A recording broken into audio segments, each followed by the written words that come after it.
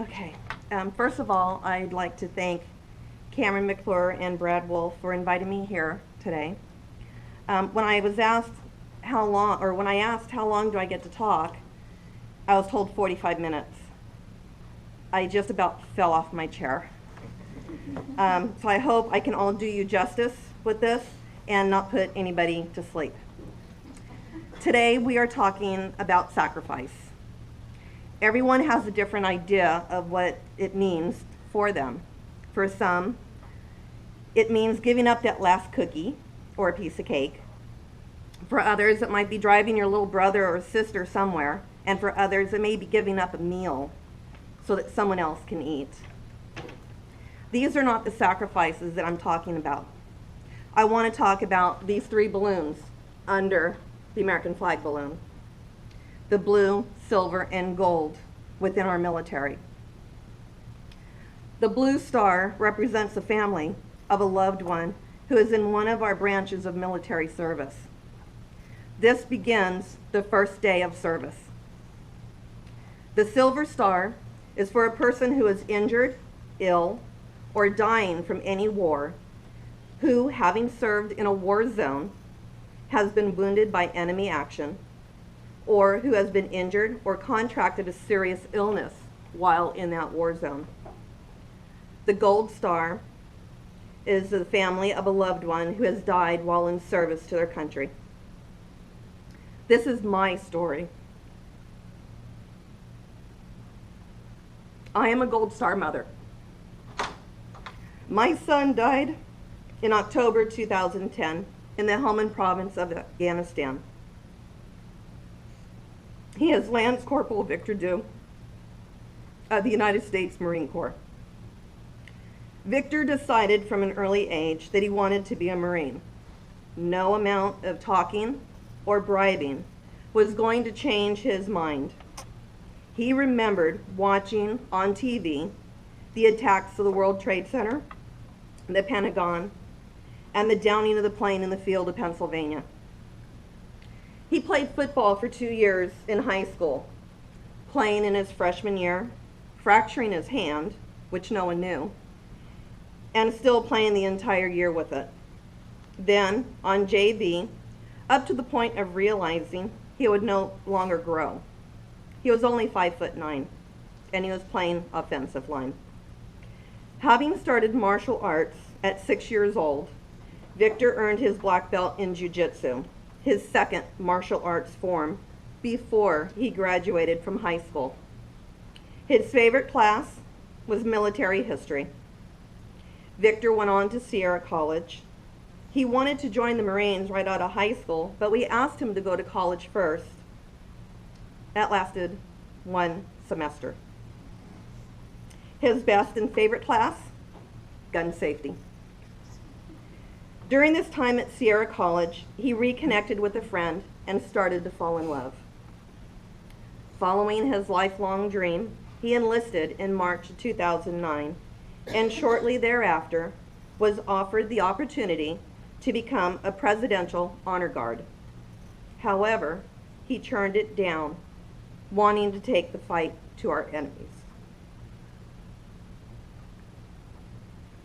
Vic entered boot camp as a second-degree black belt on September 21st. That was 2009. 13 weeks later, he graduated boot camp, earning the title of United States Marine on December 18th. After his next phase of training at School of Infantry, Victor became an anti-armor tank missileman in charge of the TOW missile and Javelin weapon systems. He came home on his pre-deployment leave in August. 5 days into his leave, I had an emergency appendectomy. When I came home the next day, he showed me the ring that he was going to propose with. Now, being a mom, I asked him not to rush into getting married, to wait until he got back from his deployment, and to wait until they were both at least 21. I asked him, what if she doesn't wait for him to get back? His answer to me was then, he just lost the money on the ring. and it was a small price to pay. How could I argue with that? Victor took the time, about an hour or so, to talk to his brother's class at his brand new school. We planned a Disneyland SeaWorld vacation on the way back to Camp Pendleton, where he proposed to his girlfriend in front of the Mickey flowers at Disneyland at the end of August 2010. We immediately started to plan his wedding so that he could have a say in the plans before he deployed within the next 2 months. Victor was supposed to be RBE, Remain Behind Element. He was to follow his unit in a month. However, we were given 5 days' notice that he was going to deploy with his unit on their schedule. That was a Monday night, and he was leaving Saturday morning. I remember saying a prayer to God to watch over my son, to please allow him to come home safe. For some unknown reason, I also asked God that if he decided it was the time for my son to go home to him, to please not let him suffer, to make it quick, and to bring him back home to me in one piece. The visions that I had were of the earlier situations of the beheadings and the bodies being dragged through the streets. We scrambled to get his fiancée to see him. I decided on that Thursday that I was going to drive down Friday night after my pharmacy technician externship at Kaiser. I had 6 weeks left and was carrying an A in my Saturday classes, so I figured it would be okay to see him off. Actually, nothing was going to stop me from seeing my son off on his first deployment. Our daughter was only 3.5, so we left her with her grandparents, and the 3 of us, my husband, our 11.5-year-old son, and myself, drove through the night to get to Camp Pendleton as quickly as we could. It's normally a 6.5-hour drive. We were there a lot quicker. We were only expecting to see Vic for 2 hours before he left. I didn't care if it was going to be 2 minutes. I had to see my son and give him another hug. We were blessed to be able to spend about 5 hours with him and his fiancée as he was getting his bags in order. We got hugs, and we were able to talk with each other that cold September morning. But most importantly, we got pictures. As it got to be time for Victor to load on his bus, I followed him and watched as he stepped on that bus and out of sight. My heart sank. I had a horrible feeling that I just couldn't shake off, and I had to bury deep inside my heart and mind. As the buses drove off, we held on to each other, the 4 of us. My husband, young son, Vic's fiancée, and me. It was a drive that seemed to take forever. That day was his fiancée's 20th birthday. We texted for as much as we could while he was still in the United States airspace before our cell service ended. I believe it was 2 nights later, we got a collect call from Victor from Germany. There, they were waiting for their plane to take them into Afghanistan. He told me that he had bought a case of cigars and handed them out to his buddies. I asked him if he smoked it, and he said no. They were going to keep them and smoke them once they got back altogether. We must have talked for maybe 30 minutes. That was the best $87 phone charge I ever got. The following Saturday night, on October 2nd, we got another phone call. Actually, his fiancée called me to let me know that Victor was going to call. We were just leaving a party with our daughter, leaving behind our other son to spend the night. We only made it a half a mile before he called. Our call came from Camp Leatherneck in Afghanistan. Victor was letting us know that he was leaving the next day to go out to their FOB, their forward operating base. At that point, we were at the understanding that he would be there for 2 weeks to acclimate before they go anywhere else. My husband and I took turns sitting in the car with our daughter as the other walked the parking lot in the strip mall talking to our son. We knew at this point it may be weeks before we hear from him again. I let him know that we had sent a few messages through motimail, and the last thing I said to him before we hung up was, "I love you." We went about our days with normal craziness, getting our younger son back and forth to school and our daughter to preschool. I was busy with my externship, fielding the questions of how my son was doing, only to answer, "No news is good news."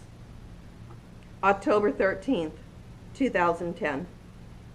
18 days into the deployment, 11 days after we last spoke, we got that knock on the door, telling us that our oldest son had been killed by a roadside bomb, an IED so large that it destroyed a 30,000-pound vehicle, ripping it in two, creating a 4-foot crater. All 4 young men were killed instantly. Justin, age 22, Joe, age 21, Victor, age 20, and Philip, age 19. I froze. I begged that they tell me it was someone else's child. I wanted them to have made a mistake. How could it be my son? He always knew how to take care of himself. No, they were wrong. Yet, in that same instant, I knew I had to carry the pain because I did not want any other mother to feel what I was feeling. We were driven to where his fiancée was having a class. We were greeted by her parents, and they watched as I told her that Victor was gone. I crushed her dreams. Her life as she knew it and was planning came to a crashing halt. We just held each other and fell into the parking lot and cried. The next couple days were rough. We flew over to Dover Air Force Base to greet our son's body. We weren't allowed to see him. The military does a process called a Dignified Transfer. It is where the caskets are removed from their transport plane and carried to a waiting vehicle and then taken for autopsy. It was a gloomy Friday noon. Our plane had brought home 8 fallen, 4 soldiers and 4 Marines, the 4 Marines that were killed together. 4 families had full press coverage earlier, and 4 families, including us, had limited coverage. Our families didn't talk as we were all consumed by our own grief. I remember that Victor was the last of the 4 to be removed. The overcast clouds seemed to break just a little, and the sun's rays shone through. My heart was a little lifted, and I heard an inner voice that sounded like my son tell me, "Okay, you can't change it. So now, what are you going to do?" That was something that I used to always ask my son when he needed to figure something out, and it was my teaching moment for him to question how he can make things better and or learn from his mistakes. I felt I was being challenged. We were told they would have Victor brought to us Tuesday or Wednesday for his burial. Oh my. I was just planning his wedding, and now I have to go home to plan his funeral. It was something we didn't talk about too much, but it had to be done. We returned home Saturday night and started looking for Vic's final resting place on Sunday, a wet, rainy day. His fiancée was handling the press while we were gone, and now we got together to find his place. I felt that she needed to be included in some of the decisions. I am thankful that she was willing to be involved as her heart was broken too. All my relatives were buried in Hayward, and I just couldn't be 2 hours from my son. I couldn't even have him buried in Dixon at the National Cemetery.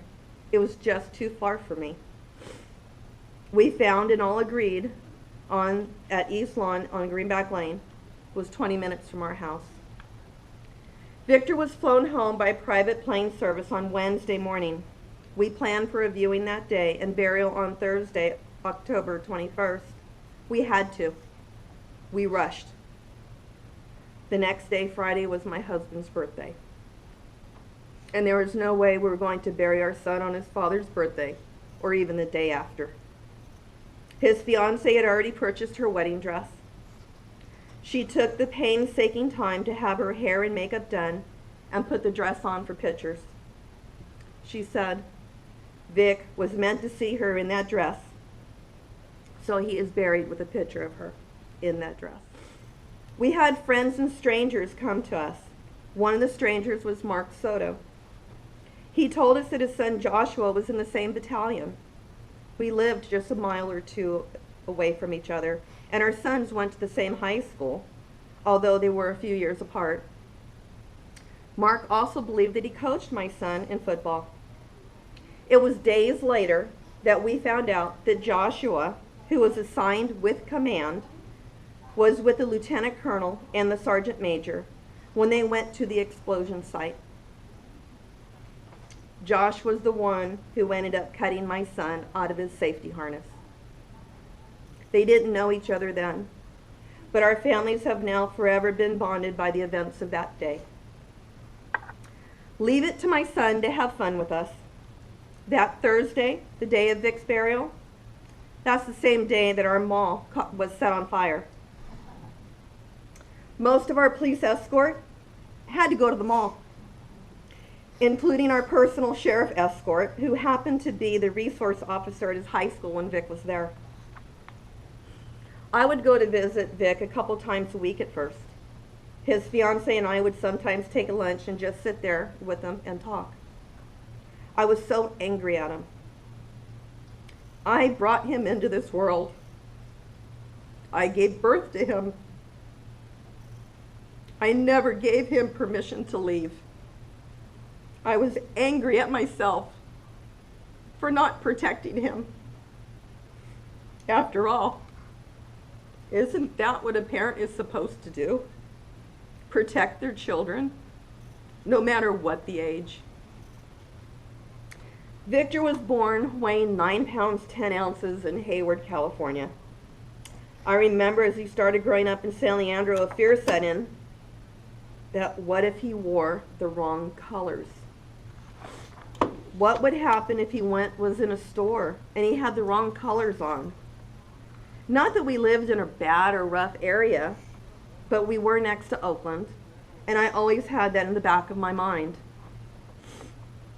Yes, my son did die because of the colors he was wearing. Red, white, and blue. And these colors were placed over his casket as he was returned home for full military honors. We all know Victor's sacrifice was his life. He signed that blank check to American people for up to and including his own life to defend our Constitution and to follow the orders bestowed upon him by his command. He sacrificed his future, his wedding, his fiancée, a future family. What was our family's sacrifice? Because besides not having our son, grandson, brother, friend, fiancé with us, we no longer have his hugs, laughter, and smiles. We can't pick up the phone and hear his voice. He was the one that others would turn to for advice. They no longer have that. Our table will forever have an open seat missing a beloved son. A little brother at the age of 11 no longer has his hero to look up to.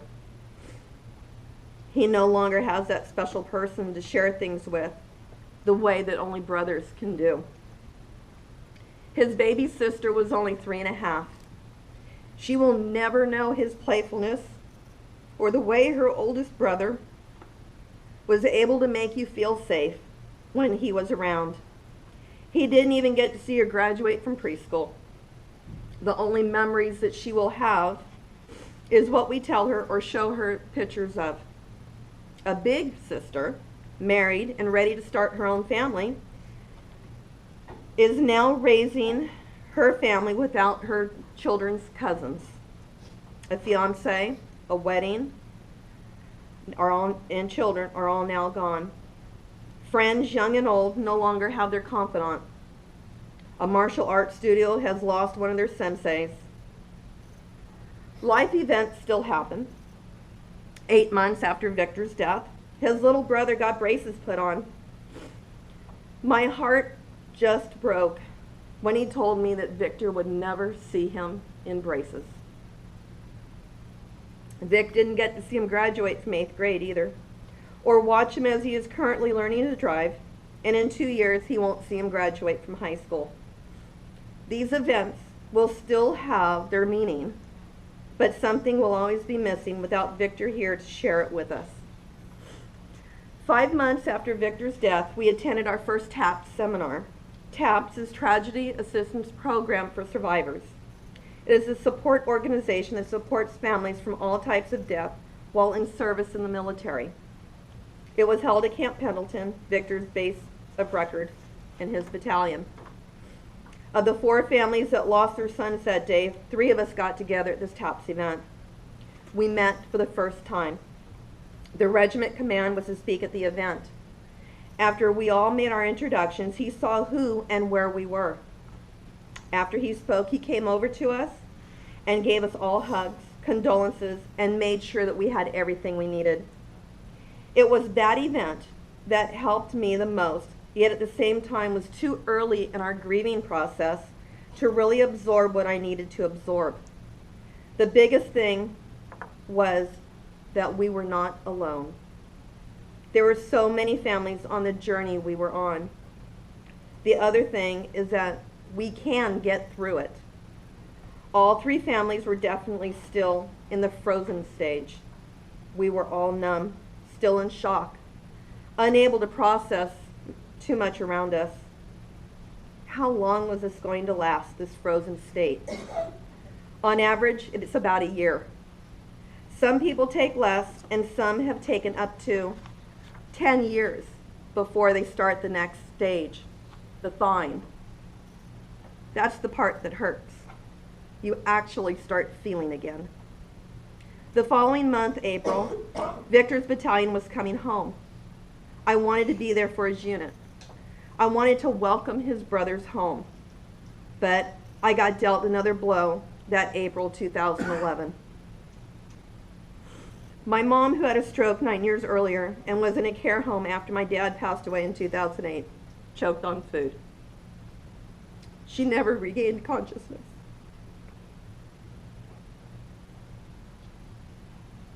At the end of April, brought the battalion home. I was honored to ride with the PGR captain on March Air Force Base to greet the plane. We escorted 5 buses of Marines and corpsmen on to Camp Pendleton to their awaiting families. I did not realize how hard those moments were going to be. My son should have been there. My son should have been coming home to his family and fiance. The next day, we met a couple of his friends and one of his sergeants. His sergeant had something for me. We talked for 2 or 3 hours, and then he handed me something. A cigar. The cigar that Victor gave him in Germany to hold on to so that they can smoke it together when they got home. The following week after homecoming was their memorial ceremony. 25 battlefield crosses lined up for each of the fallen. Some of it is still a blur. It was still being in that frozen state. 3 more months had passed and more heartache. My oldest nephew died in his brother's and father's arm. from an unknown heart issue at the age of 42. 10 months and I buried my son, my mother, and my nephew. It had to stop. I started reading anything I could about the afterlife and near-death experiences. It brought me back to my Roman Catholic faith. I had to believe that I would see my son again someday. I have to try to live my life with the honor and dedication that he died for. In the now 3.5 years since that time, I have gone to a total of 3 TAPS meetings. I have even gone to their peer mentor training program so that I could help reach out to other moms.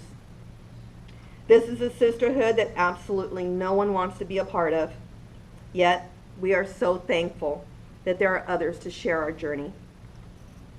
Mark and his friend Rick started the nonprofit, the Honor Group. I am the current CEO.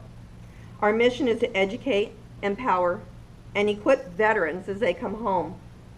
We do this through high school invitational football games called the Honor Bowl. We have school-wide assemblies to educate the students, teachers, and communities about what and who a hero really is and what their needs are when they come home. We equip our veterans with specialized equipment to help them become as independent as possible as they regain some of their hobbies and passions again. I have gone with my son to his 8th grade DC trip 2 years ago over Memorial Weekend. I was able to take our group through Section 60 at Arlington National Cemetery on Memorial Day. There, I was able to read a paragraph about 3 fallen Marines of Victor's Battalion and 1 local airman.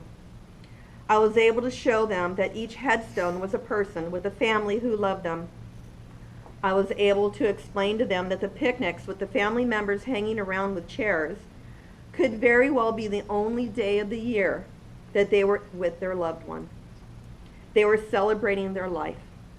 Yes, we must celebrate their life no matter how short or long it is. I know that I am extremely proud of my son for stepping up to an all-volunteer military. He followed his dream, and even though he died doing something that he believed in. He died for his country. He died protecting me. For the past 3 years, I have been invited to speak to officer candidates of the United States Marine Corps. They are college-age kids planning a career as an officer in the Marines. They come home for a few weeks in September, October area time, and I get to tell them potentially what their actions and orders they give can have on Marines that they are leading. They get to hear my story, Victor's story. For the past 2 years and hopefully again this year, our Honor Bowl at Oceanside, we have had football teams tour a Wounded Warrior Battalion West at Camp Pendleton. This is a rehab facility that Marines and Navy personnel got to rehab from their injuries. The first year we had 2 football teams tour, and last year we had 4. I was able to speak with them during this time to understand that our military and what their military and their families go through to support and protect our nation. On April 4th of 2013, the Granite Bay Post Office was renamed as the Lance Corporal Victor Dew Post Office. Many thanks to Congressman Tom McClintock for spearheading this dedication for my son. Before 3rd Battalion, 5th Marines deployed, the city of Laguna Hills adopted them. They sent care packages and supported the families that remained behind. Last year, Laguna Hills Team Dark Horse. Dark Horse is the 3rd Battalion, 5th Marines call sign, had banners put up on their light posts for Memorial Day through July 4th for the 25 fallen Marines of 3-5. In September, I borrowed their smaller banners for the Honor Bowl, and then subsequently took them to Cottleville, Missouri, for the post office dedication of Philip, the driver of the vehicle. From there, the banners went on to my daughter's old school during their Veterans Day celebration. I am now in permanent possession of these banners, officially being named their ambassador of the traveling banners. It is important to keep their names and faces out there, lest they be forgotten. The most recent addition to honoring my son has been William Jessup University. They have recently created a veteran endowment fund that will help support veterans whose GI or yellow ribbon funds do not pay for their entire education. In time, this fund will not only be used for veterans and their immediate families, but also Gold Star spouses and siblings of the fallen who never had a chance to have a family of their own. They announced to me in March that they have named it the Lance Corporal Victor Dew Veterans Endowment Fund, with my permission, of course. I no longer visit my son several times a week. I don't visit him weekly or 2 weeks anymore. I still do go monthly to make sure he has fresh flowers or just when I need to be there. This is my journey. No one on this journey travels the same road. Julie is Philip's mom. Philip, the driver of the vehicle, he was her youngest. Victor, my oldest. I still have 2 children at home. Julie is an empty nester.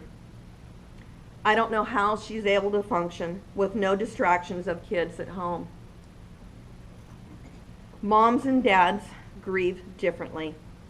Our timetables are different. I thawed before Julie. Yet, many times we are still frozen. We have just passed the 4.5-year mark, and sometimes it still feels that Victor is deployed. Just hasn't come home yet.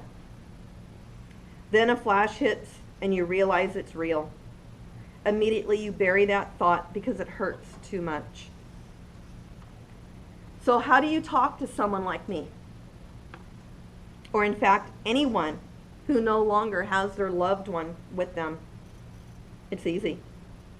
You talk to them just like anyone else. Our biggest fear is that our loved ones will be forgotten. Ask us about our child. Ask us their name. Believe me, we'll let you know if we're not up to talking at the time. Yes, there might be some tears, but mostly it's because someone said their name. It's music to our ears to hear our child's name. And trust me, as I'm sure you just realized, we love talking about our child. You don't have to shy away from us asking us how we are. Sure, you might get 1 or 2 who will talk up a storm, but mostly we will just say, we're okay. Because we don't want to burden you with our grief and our true feelings. So if you really want to know how we're feeling, look them straight in the eye and ask them, how are you really doing? Don't forget those important dates, birthdays, their angelversary, the day that they loved us, holidays, Mother's Day, Father's Day. Just because our loved one is not here does not mean that we've stopped loving them. That child may be their only child. Gone is that marriage, the grandchildren, the legacy of name and family. Go ahead, send that card. Send those flowers and make that call or just visit. If you leave it to everyone else, it may never get done. It is even okay to tell them that you don't know what to say or do. We get it. One of the nicest things that was ever done for us was a neighbor on our street who saw the banner that we put up on Memorial Day. They sent over a plate of homemade patriotic shaped cookies and a note of thanks. We didn't even know them. Most importantly, remember this. There is no time limit to grieving. And all forms of grieving are acceptable as long as they are not hurting themselves or anyone else. Do you ever wonder why the flag is red, white, and blue? While the flag's colors did not have a specific meaning at the time, the colors were significant for the Great Seal of 1782. White signifies purity and innocence. Red signifies valor and bravery. Blue signifies vigilance, perseverance, and justice. Why stars and stripes? Stars are considered a symbol of the heavens and the divine goal to which man has aspired from time immemorial. The stripe is symbolic of the rays of light emanating from the sun. Memorial Day was originally known as Decoration Day because it was a time set aside to honor the nation's Civil War dead by decorating their graves. The 30th of May, 1868 was designated for the purpose of strewing the flowers or otherwise decorating the graves of comrades who died in defense of their country during the late rebellion, and whose bodies now lie in almost every city, village, and hamlet churchyard in the land. In this observance, no form of ceremony is prescribed, but posts and comrades will, in their own way, arrange such fitting services and testimonials of respect as circumstances may permit. As the years wore on, so has the meaning of Memorial Day. For most, it is a 3-day weekend with barbecue, swimming, and friends. As a Gold Star mom, I want you to enjoy your day and weekend that our forefathers and sons and daughters fought and died for. I shall only ask that you do one thing this Memorial Day.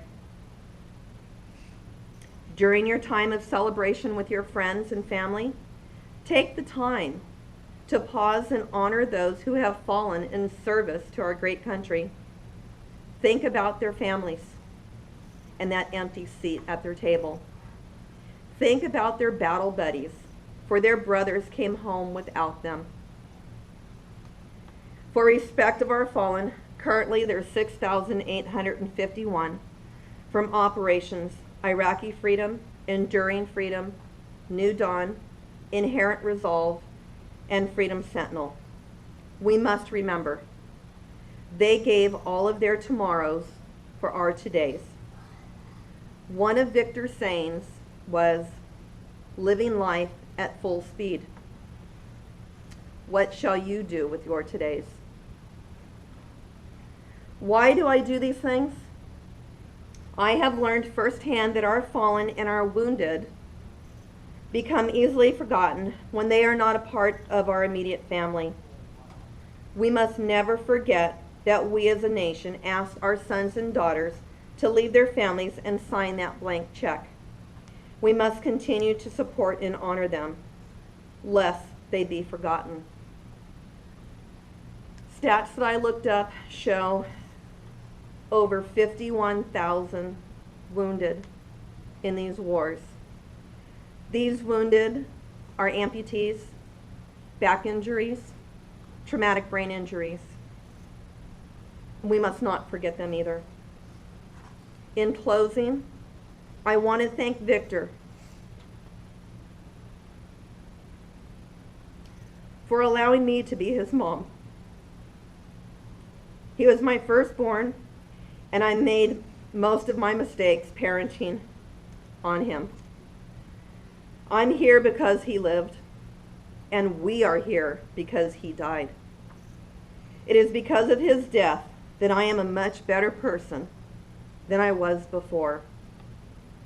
In TAPS, we have a saying, remember the love, celebrate the life, and share the journey.